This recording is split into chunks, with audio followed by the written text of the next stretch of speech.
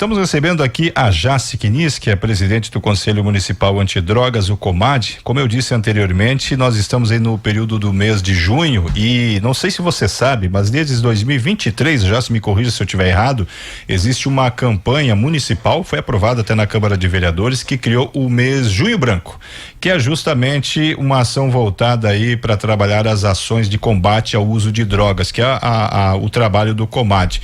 E é justamente para saber dessas ações que nós estamos recebendo aqui novamente a Jaci, que está vindo, ela já esteve aqui, mas o estúdio estava lá fora, né? E hoje ela está no estúdio novo aqui. Tudo bem, Jaci? Tudo bem, muito boa tarde, Valdomiro, Amanda, demais pessoas que estão aqui. Eu só vou pedir para só puxa um pouquinho o microfone da Jaci mais perto, que aí fica isso, que aí quanto mais perto melhor, Jaci. Sim. E essa campanha foi 2023, né? Isso, que começou, né? Isso. 2023. E o que se pensa aí dessa campanha para esse ano, Jaci?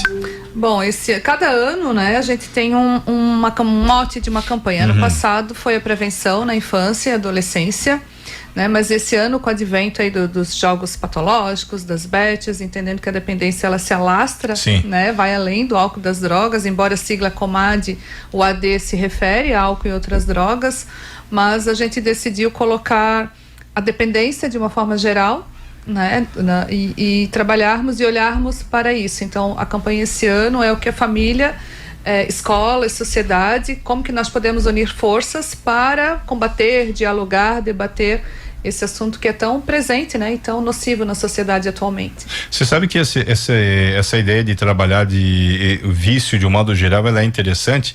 Eu fiz uma palestra numa escola agora há pouco tempo, aqui em Brusque, na escola do bairro Limeira, sobre a nomofobia, que é um assunto que muita gente desconhece, que é o vício do celular. Você tá pegado, claro, lá eu tava falando para crianças, para adolescentes, mas como isso tá na gente mesmo, que a gente fica o tempo todo viciado, preso nisso aqui, e isso se estende também pros jogos, né? Como você mesmo colocou. Eu achei bacana o COMAD também ir nessa linha, porque é um problema que está tão presente quanto as drogas lícitas, quanto o álcool, quanto o cigarro, né, Jaci? Sim, até porque atualmente a gente vive numa sociedade de consumo desenfreado. Tem até uma síndrome que veio pós-pandemia, foi identificado nos Estados Unidos, que é a FOMO, F-O-M-O, aliás, né?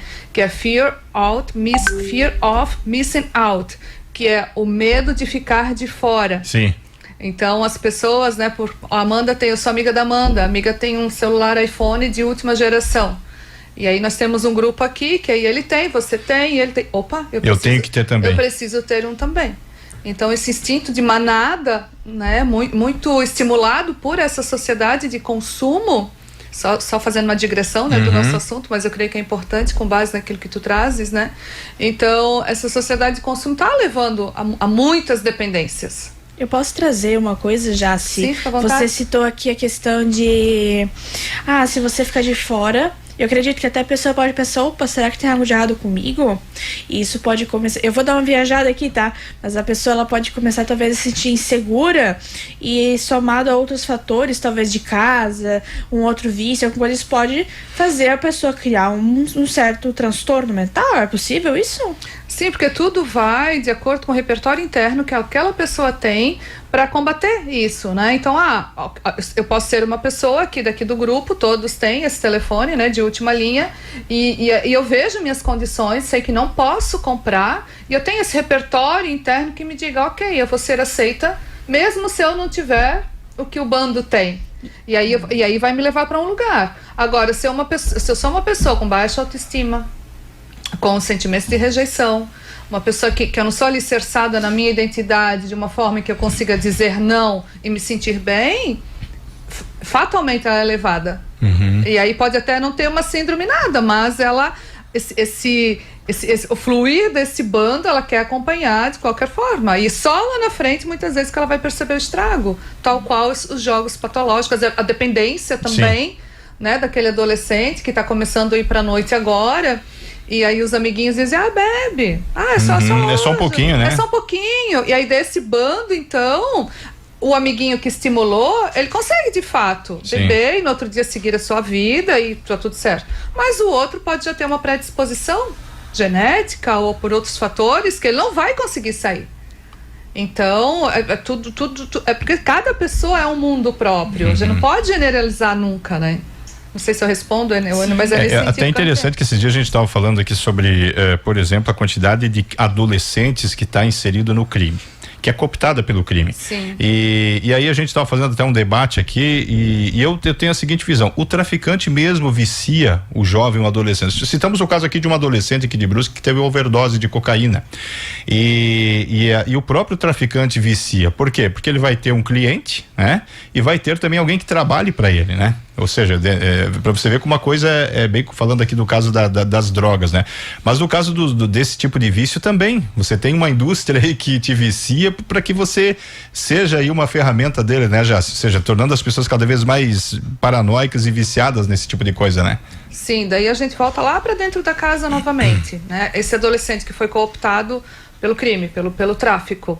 Se ele é uma criança que teve um diálogo aberto com os pais, se ele é uma criança que ele se sente confortável em conversar com o pai, com a mãe, sobre qualquer assunto que seja, se ele tem uma estrutura interna de confiança, que ele pode transitar livremente qualquer assunto com seu pai, ele não será.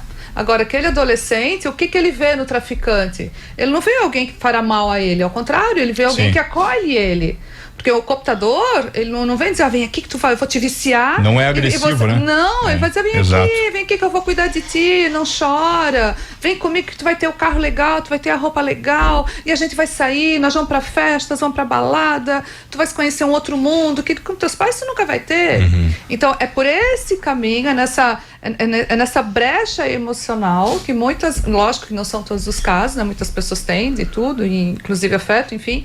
Então já não pode generalizar nunca, mas muitas vezes é essa brecha, né? Tal qual o homem adulto que está com problemas em casa, que não consegue resolver, ele vai pro bar. Né? Eu tenho um professor meu de uma das formações que eu fiz, que ele dizia muito, isso eu nunca esqueci. Ele disse que o alcoólatra no bar, ele encontra dignidade. Porque lá são todos do mesmo grupo, lá não tem julgamentos, lá não tem apontamento, lá ninguém vai dizer que ele está fazendo nada de errado. Então, novamente, a força de um bando que acolhe aquela pessoa, aquele homem, até aquela mulher também. Então, é perigoso por conta dessa situação, dessas questões, né? Que a pessoa não tem uma estrutura interna forte o suficiente para dizer, não, isso vai me fazer mal. Agora, de que forma a política pública pode trabalhar nesse sentido? Que é o papel do Comad, né? E agora dentro dessa campanha do Junho Branco, que na verdade é uma ação que tem que acontecer o tempo todo, o ano todo, né? Mas claro que tem esse período agora para reforçar ela, né? De que forma que a política pública pode ajudar nisso, a combater isso? Aqui a gente tem duas linhas diante disso que tu trazes. Uma das linhas é o Comad, enquanto Conselho Municipal de Políticas Públicas sobre Álcool e Drogas, né? Como Conselho Municipal, nós temos uma força que ela não tem muito alcance. É limitada, né? É limitada, até porque nossos encontros são uma vez por mês. São pessoas que estão de lá de uma forma voluntária ou livre, espontânea pressão de algum outro cargo que ela ocupa, né? Sim. Enfim, político. Então, assim, a gente tem um tempo restrito, é pouco tempo, então a gente faz aquilo que nós damos conta, né? Nós fazemos, então, as visitas técnicas, nós acompanhamos as leis, o que está acontecendo, intensificamos em junho por conta do dia 26 de junho ser o Dia Mundial, então nós entendemos que é um mês importante, que precisa fomentar muitas informações, então teremos a caminhada, teremos roda de conversa, teremos o fórum municipal. Então, esses são os movimentos que nós conseguimos fazer dentro da nossa pequena caixa. Essa é uma das linhas. A outra linha, quando se fala em política pública, ainda pelo que eu percebo desses anos todos, né, que eu estou no Comad, a minha dissertação também, da pesquisa que eu fiz no mestrado, inclusive quando eu fui fazer a mudança, né, que a minha dissertação seria no empreendedorismo feminino, aí por conta de começar a participar do Comad e tudo, quis mudar. E aí, assim, todos os professores, orientador, os meus colegas, todo mundo que eu dizia que eu mudei, eles falavam assim, nossa, Jace, tu mudou, mas é um assunto espinhoso? É um assunto muito espinhoso, como que eu disse, tu vai te arrepender. Mas como espinhoso? Eu estou numa inocência, porque é um assunto tão pulsante, precisa ser dito, precisa ser visto, precisa ser falado, o poder público precisa atentar a isso, porque reflete nos cofres indiretamente depois, né? O tratamento dessa pessoa é muito mais difícil recuperar do que prevenir. Então eu pensei, vamos falar sobre isso? É uma questão extremamente problemática, né, a nível social. E aí, quando eu fui começar a estudar, a pesquisar, que eu fui avançando, né, na pesquisa, nos estudos e nas conversas, nas entrevistas, aí que eu percebi a complexidade da problemática. Então, quando, por exemplo, um político, então, que vai colocar na pauta dele que ele quer construir programas de prevenção nas escolas ou tratamentos, ampliar a rede pública para atender essas pessoas que são dependentes, enfim, o que acontece? Isso não é votável. Então a sociedade olha, mas ele... Como se chama mesmo? Verdade. Anderson. O Anderson tá aí, cara, mas vou gastar dinheiro com esses caras que estão tudo na rua. Bota esse povo pra trabalhar, joga uma carteira, dá uma enxada pra eles. Então a sociedade não vê com os bons olhos quando é uma pauta, por exemplo, de educação, uma pauta de saúde, as outras pautas que já são tradicionais. Então a política, né, começando política, a política pública também, a própria sociedade tem a estrutura toda, mas a própria sociedade não olha com bons olhos. Então, por isso que ele é muito complexo, né? E daí a gente vê deficiência nos tratamentos, né? Agora os jogos patológicos, conversando com o pessoal do CAPS-AD, né? Eles não têm nem aparelhamento para lidar, não tem nem para lidar com essa dependência. Quer dizer, é algo novo, mas que a estrutura não está adequada, né, para poder trabalhar com isso. Porque ainda não tem nem estudos, ainda não tem nem pesquisas, ainda não tem nem casos de sucesso, o que pode fazer, e está avançando de forma rápida, né? Então, assim, a política pública não consegue acompanhar também, de uma certa forma, no mesmo ritmo em que as coisas estão acontecendo. Até para aproveitar, já, se no mês de abril vocês estiveram na LESC, levando algumas propostas pro pessoal lá em Florianópolis para tentar debater também esse assunto, que muitas vezes, quando você falou, tá muito longe deles, eles não sabem o que está acontecendo aqui embaixo. Como é que foi essas propostas levadas para eles? Sim, a gente levou. Eles, me fugiu o nome agora, tantas pessoas, o deputado... Napoleão, isso. Nós levamos, ele já era uma pauta dele, inclusive, né, e eles se propuseram também a contribuir e olhar de uma forma mais... de uma forma mais contundente para essa questão, né? Mas, como eu digo, é tudo muito moroso, vai para votação, e aí, assim, até que vai esse tempo todo, né? Conversa, faz lá a proposta, vota, até que volta. Nisso já foi uma leva de pessoas que overdoses, né? Então, ainda que tenham, né, políticos igual Napoleão preocupados, mas ele também tem os seus entraves. Sim. Então... É algo muito complexo, né? Que no meu entendimento tá lá em cima, tá lá no topo, né? E isso é decidido assim, igual nós estamos aqui, Amanda, o que tu tens para mim, Anderson? E é algo assim que eu, no meu entendimento, a nossa consciência não vai alcançar. O que acontece de fato lá no topo, né? Porque é algo assim hermeticamente fechado, mas nem por isso a gente vai desistir ou se desestimular. Do nosso tamanho a gente consegue fazer algo, né? E se essa caminhada for, né, para prevenir uma pessoa, que aquela uma pessoa não vá, que ela vai conseguir ter recursos para não entrar nessa dependência, qualquer dependência, isso pra gente já está muito bom. E dentro da campanha Junho Branco, o que tem programado aqui para Brusque? Posso só complementar?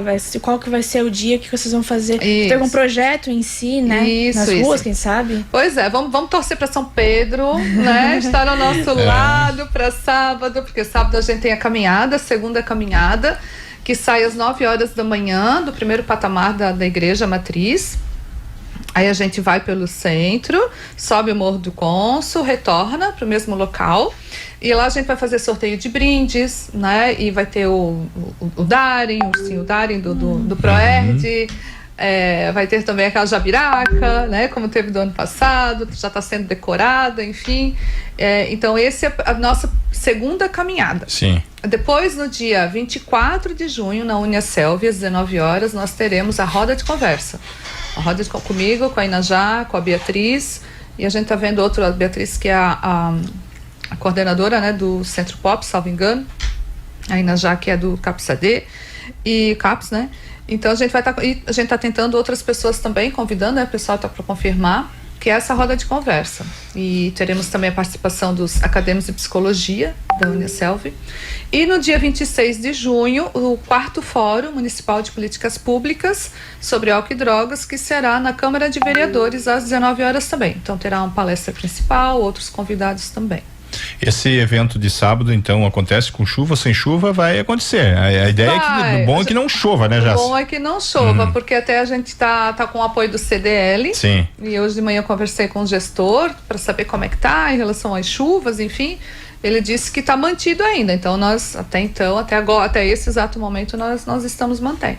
Então esse evento de sábado e o do dia 26 aí, em tese, são o que há de programação, pelo menos por enquanto, né? Esse, dia 24. Dia 24, né? E 26. Foi 24 e 26, nós não dependemos de tempo. Sim, sim.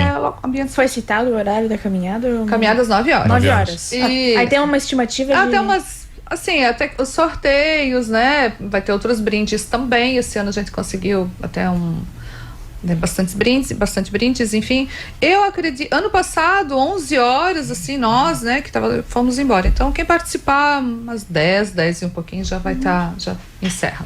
Muito bem, fica o convite, então, para você prestigiar mais essa ação importante aí que o Comad está realizando. E lembrando, né, dentro dessa campanha Junho Branco, que reforça as ações, mas são ações que, obviamente, a gente tem que trazer à tona o ano inteiro. Obrigado, Jess, mais uma vez. Eu que agradeço, uma boa tarde a todos.